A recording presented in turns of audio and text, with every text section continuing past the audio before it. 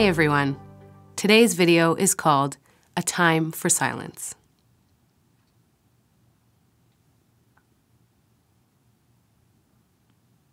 Back in the day, that kind of silence would have freaked me out.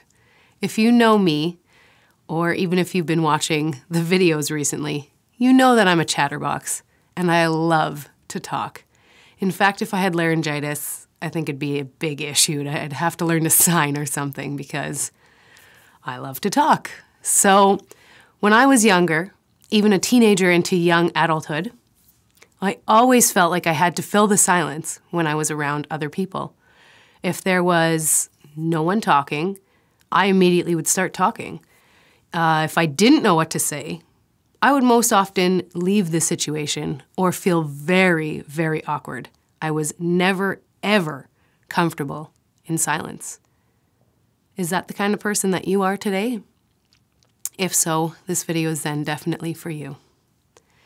I also felt, because I was a people pleaser, that I had to talk to everyone I met and make conversation.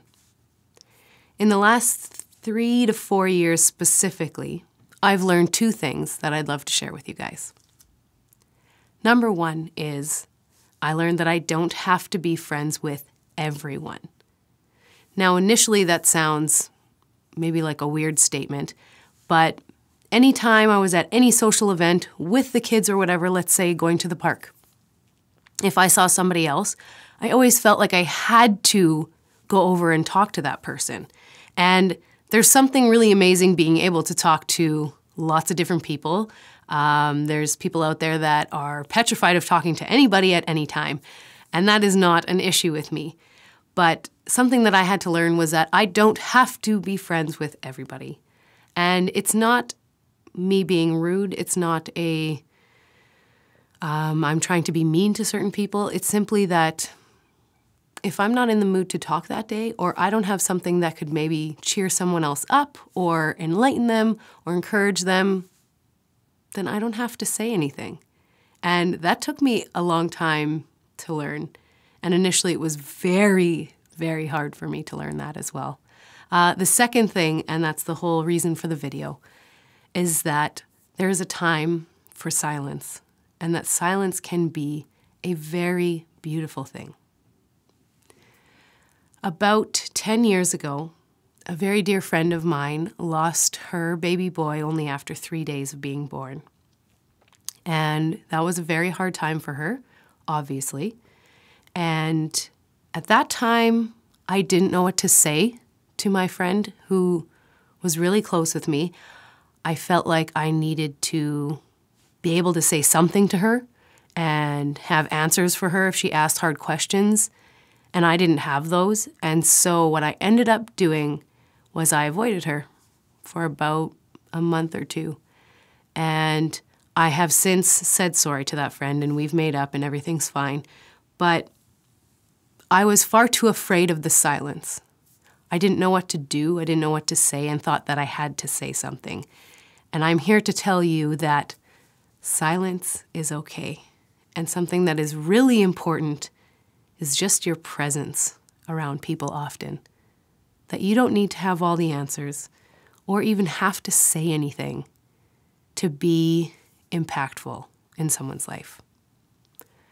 A few years ago, a different friend of mine lost her father, and that was a real turning point for me in the fact that I went over to their house shortly after.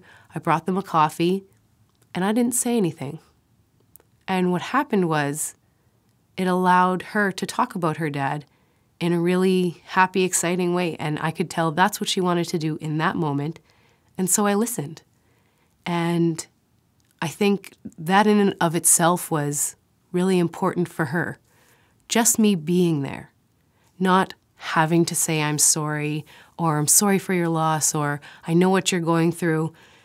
If any of those things are fake, that person will not receive it in any way, shape, or form. And so silence is often key. If you don't know what to say, just go be there for your friend. That's something that I've learned. As well as Be open to anything that they're going through. Every single person grieves differently, but there are still different stages. And so sometimes when a person's grieving, they don't want to talk about anything. They don't want to talk about what happened, and they just want to be. And so you as a friend, to just be there is really important. Sometimes they do want to talk about it. Sometimes they want to cry their eyes out. And if they trust you enough, then they'll do that with you when they're ready. Sometimes they'll be mad.